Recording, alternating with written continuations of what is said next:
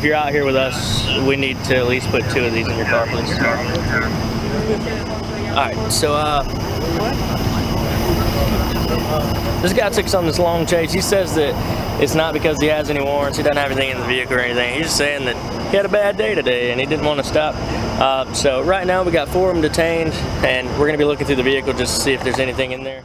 Pictures can be deceiving. From the outside, the images showed a smiling family, 4 children, a devoted mother, a life that looked full and ordinary, the kind of family people scroll past without a second thought. But behind closed doors, prosecutors say a very different reality existed, a reality marked by fear, escalating violence, and unanswered cries for help. On Christmas Day, while most families were opening gifts and gathering together, a mother of 4 was filing for protection, trying to escape a marriage she believed had become dangerous. Days later, in broad daylight, she was shot and killed outside her own home. Her children were there. Some of them witnessed everything. This is the story of a woman who tried to leave, of warnings that came too late, and of a system that, by timing and circumstance, this is the case of a mother remembered for her love, and the violence that ended her life. From the outside, everything looked ordinary. Family photos showed smiling children. Vacation snapshots captured moments of laughter. Social media posts reflected pride, love, and the quiet accomplishments of everyday life. To anyone looking in, this was a family that seemed intact, but what pictures never show is what happens when the camera is put away. The woman at the center of this story was a mother of 4. She lived in a quiet neighborhood in Indianapolis, Indiana. Her children were growing. 2 sons and 2 daughters, ranging from elementary school age to young adulthood. By every account from friends and family, she was deeply devoted to them. Her life revolved around their needs, their milestones, and their future. In the days before her death, she was trying to leave. On Christmas morning, December 25th, while many families were opening presents and sharing meals, she was doing something else entirely. She was filing for a protective order against her husband. According to reporting based on court records, she submitted the petition at approximately 10:28 a.m. on Christmas Day. In it, she described a pattern of violence and threats that she said had been going on for years, not just against her, but in front of her children. This was not a sudden argument. It was not a single bad night. The petition reportedly detailed escalating abuse. Just one day earlier, on Christmas Eve, she claimed her husband threw metal tongs at her, cutting and bruising her. The day before that, on December 24th, she alleged that he threatened to kill her and himself while they were together near the courthouse parking lot. She had reportedly told him she wanted a divorce. That declaration, wanting to leave, would later take on chilling significance. The court document also reportedly referenced earlier incidents: a computer punched in anger, hot liquid spilled on her, a punch to her face months earlier, a truck window shattered by his fist. According to the petition, he had allegedly threatened to kill her, their children, and even their pets multiple times over the years. This was not hidden rage. It was spoken aloud, and according to what she wrote, it was becoming more dangerous. Filing the protective order was a line in the sand. It was her attempt to formally ask the system for help, to put distance between herself, her children, and a man she believed was capable of killing them. But timing mattered. Because of the holiday, the court was closed. Once the petition was filed, it went to a clerk to be processed and assigned to a judge. That judge would not be able to review or sign the order until the court reopened. The earliest that could happen was December 29th. She did not live to see that day. 3 days later,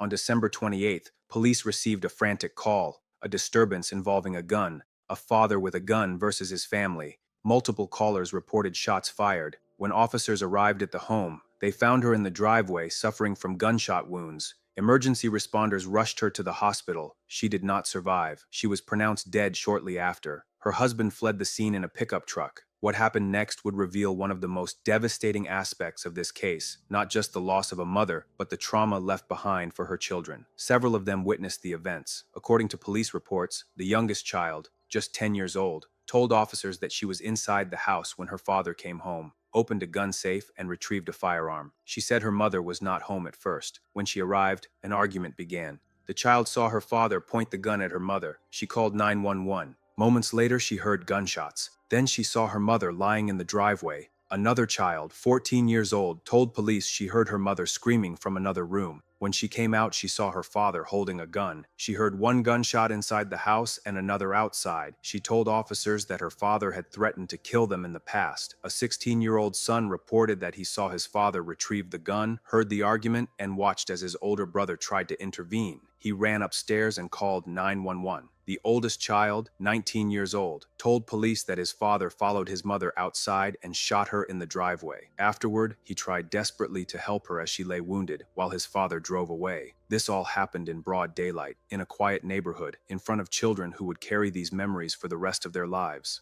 The following day, police arrested the husband. He made his first court appearance soon after and was ordered held without bond. He did not speak to officers and requested a lawyer. According to available records, he had no significant prior criminal history beyond traffic infractions. There were no past assault convictions, no previous arrests that would have placed him clearly on the system's radar, and that fact would become part of the larger conversation surrounding this case. How does violence that is allegedly so severe remain largely invisible to the system until it becomes fatal? Experts point to a painful reality. Domestic violence often lives in silence. Victims may fear retaliation, financial instability, or harm to their children if they report. Abuse can escalate behind closed doors while the outside world sees nothing wrong. The most dangerous moment, experts say, is when someone decides to leave. And in this case, she had just done that. She filed the paperwork. She asked for protection.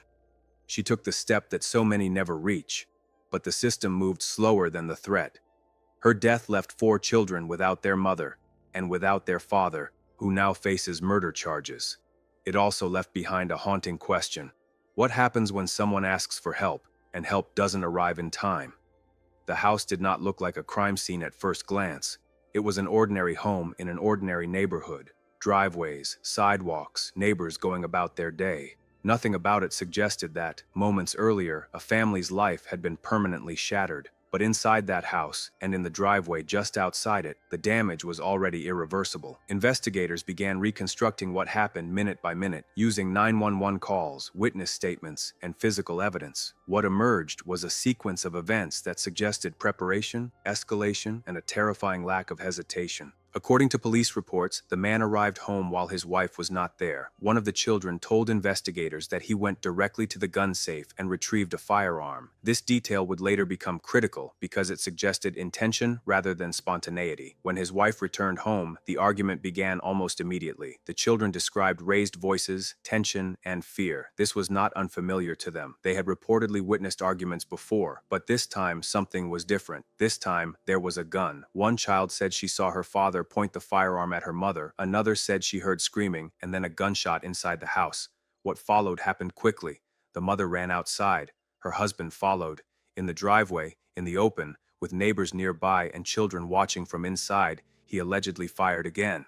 The shots struck her. She collapsed onto the driveway of the home she had tried to protect. As she lay there, wounded and dying, one of her sons ran to her side. He tried to help her. He tried to save her. But there was nothing he could do. Her husband did not stay. According to police, he took her phone and her credit cards and drove away, leaving his children behind with their mother's body. When officers arrived, they found the children in shock. Some were still on the phone with 911. Others were frozen, trying to process what they had just witnessed. Emergency responders rushed the woman to the hospital, but she was pronounced dead shortly after arrival. For the children, the trauma did not end there. In the days that followed, they were interviewed by police, each one forced to relive the most horrifying moments of their lives. Their statements painted a consistent picture, a history of fear, repeated threats, and a final confrontation that escalated exactly as their mother had feared. Investigators also began reviewing the protective order she had filed just days earlier. That document, though sealed from public view, became central to understanding what led up to the killing. According to reporting based on its contents, it described years of threats and violent behavior. It showed that she believed her husband was capable of killing her and their children, and yet because of timing, the order had never been reviewed by a judge. The court system was closed for the holiday. There was no emergency review, no temporary protection in place, no mechanism that could intervene in the narrow window between her request for help and her death. This gap, between danger recognized and danger addressed, is one of the most troubling aspects of the case. Legal experts have long warned that protective orders, while important, are not immediate shields. They require processing, they require enforcement, and even when granted, they are still just pieces of paper unless violations are caught and acted upon in time. In this case, the delay proved fatal. When police arrested the husband the next day, they found him in possession of his wife's phone and credit cards. He did not give a statement. He asked for a lawyer. He now faces charges that could keep him in prison for the rest of his life. But the legal outcome, no matter how severe, cannot undo what happened. 4 children lost their mother in the most violent way imaginable. They lost their father as well, not only physically, but morally, emotionally, and legally. Their home became a crime scene. Their childhood memories are now inseparable from sirens, gunshots, and the image of their mother dying in the driveway. Friends and relatives have described the mother as loving, protective, and deeply involved in her children's lives. She was the one who organized, cared, and held the family together. She was the one who finally decided that enough was enough. And that decision, to leave, may have placed her in the most dangerous position of all. Studies consistently show that the risk of homicide increases dramatically when an abused partner attempts to leave a controlling or violent relationship. The loss of control, combined with threats already made, can trigger lethal violence. In this case, those warnings were written down. They were filed with the court. They were documented, but they were not acted on in time. Now, those warnings read less like allegations and more like a tragic prophecy. The focus of the case has shifted to the courtroom, where the accused awaits trial. Prosecutors are preparing to present evidence. Defense attorneys are exploring strategies. Legal arguments will be made about intent, state of mind, and responsibility. But outside the courtroom, the consequences are already clear. A family has been destroyed. A community has been shaken. And 4 children are left to grow up without the one person who tried to protect them from exactly this outcome. As the legal process moves forward, one truth remains impossible to ignore. She asked for help. She tried to leave, and the help came too late. The aftermath did not end with an arrest. For the children, the days following their mother's death unfolded in a blur of police interviews, hospital visits, and questions no child should ever have to answer. Their lives were instantly divided into a before and an after. Before the driveway, before the gunshots, before the moment everything they knew disappeared. Investigators worked quickly, knowing that cases involving domestic homicide require precision. Every statement, every call, every movement mattered. Officers documented the scene, collected evidence, and began assembling a timeline that would later become central to the prosecution's case. One of the most haunting elements investigators returned to again and again was the children's consistency. Independently, they described the same sequence: their father retrieving a gun, the argument escalating, their mother trying to escape, and the shots that followed. Their accounts did not conflict, they overlapped. For prosecutors, that consistency would matter. So would the timing.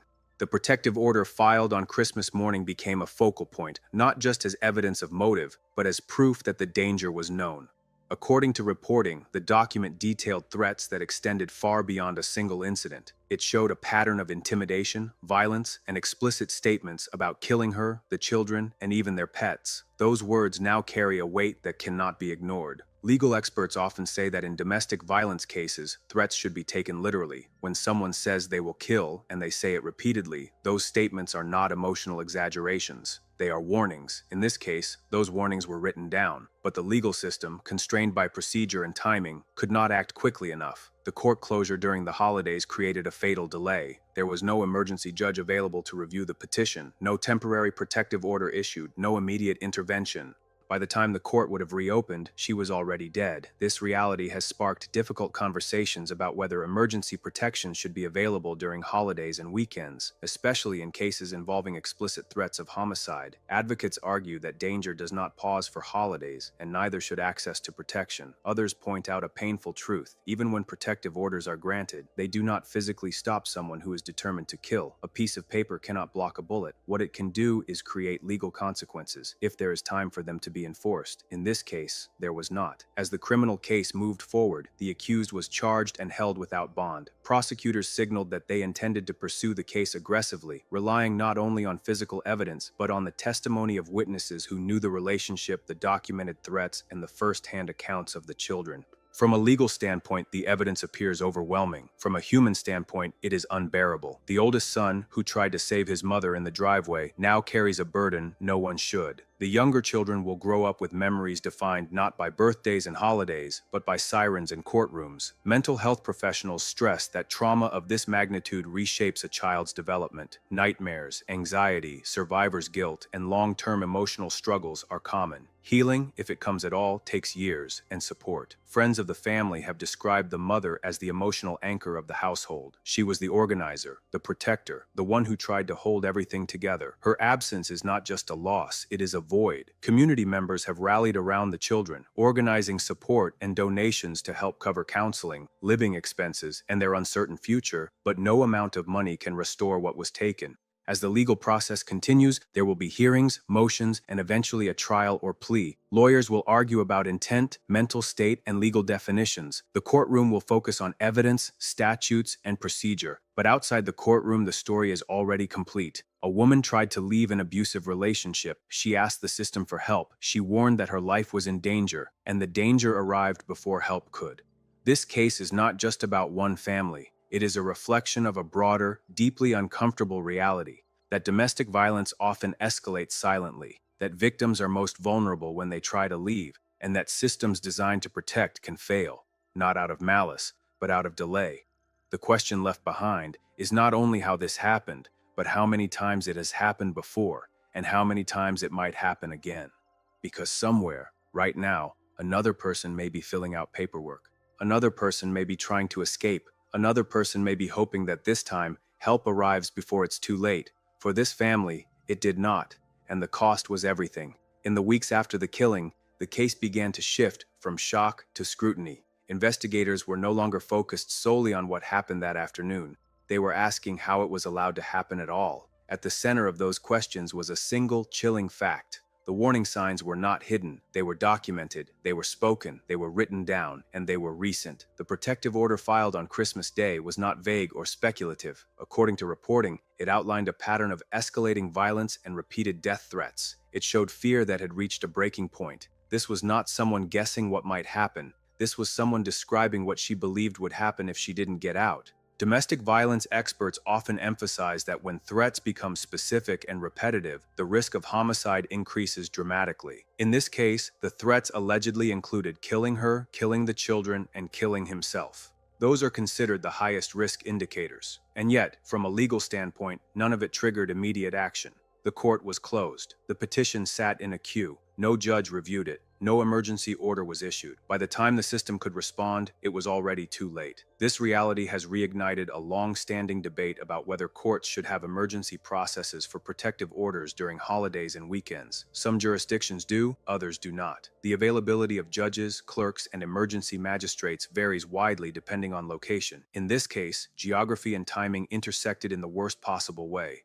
Legal analysts have been careful to point out that even if the order had been signed immediately, it may not have physically stopped the violence. Protective orders rely on compliance and enforcement. They do not create physical barriers, but they can create accountability. They can authorize immediate arrest for violations. They can mandate removal from a residence. They can give law enforcement clearer authority to intervene early. None of those safeguards were in place. As prosecutors prepare their case, they are expected to rely heavily on the children's testimony, not just as witnesses, but as living evidence of what this family endured. Their accounts are not hearsay, they are firsthand, they are direct, and they are devastating. From a legal perspective, cases involving child witnesses are complex. Prosecutors must balance the need for justice with the risk of re-traumatizing young victims. Mental health professionals are typically involved to help prepare children for testimony, if it becomes necessary at all. In some cases, recorded statements are used instead of live testimony. In others, children testify briefly, shielded by courtroom accommodations. Every decision is weighed carefully, but no accommodation can erase what they saw. Beyond the courtroom, the broader implications of the case are becoming impossible to ignore. Advocates for survivors of domestic violence have pointed to this case as a stark example of how systems can fail even when victims do everything they are told to do. She documented the abuse. She sought legal protection. She tried to leave, and still she was killed. This reality creates a painful contradiction. Victims are encouraged to come forward, to report, to file, to trust the system. But cases like this raise the question, What happens when the system cannot move fast enough? For survivors watching from the outside, stories like this can reinforce fear that leaving may be more dangerous than staying. Experts warn that this perception, while understandable, can trap victims in abusive situations longer, increasing long-term risk. The answer, advocates argue, is not silence, but better protection, faster emergency review of protective orders, stronger risk assessment protocols, immediate safety planning when explicit death threats are reported. These measures cannot guarantee safety, but they can close the gap that proved fatal here. Meanwhile, the accused remains in custody, facing charges that could result in decades behind bars or more. His defense team has remained largely silent, as is typical at this stage. Prosecutors have signaled confidence in the strength of their case, but no verdict, no sentence will restore what was lost. 4 children will grow up without their mother. They will carry memories no child should have. They will mark holidays not by celebration, but by absence. They will live with questions that may never have satisfying answers. Friends and family describe the woman at the center of this case not as a statistic, but as a presence. Someone who laughed loudly, loved fiercely, and fought to protect her children until the very end. Her final actions were not passive. They were acts of resistance. She tried to stop what she feared was coming. She tried to change the outcome. She tried to survive. The tragedy is not just that she was killed, it is that she was right. As this case moves forward, it leaves behind a message that is both urgent and uncomfortable. Danger does not wait for court hours, holidays, or paperwork to clear a desk. And when someone says they are afraid for their life, that fear deserves immediate attention, because sometimes it is the last warning anyone will ever get. If stories like this matter to you, stories that expose hidden danger, unanswered cries for help, and the real consequences of silence, make sure you stay with us. Subscribe, follow, and keep watching, because these stories don't end in courtrooms. They end in real lives changed forever, and they deserve to be told.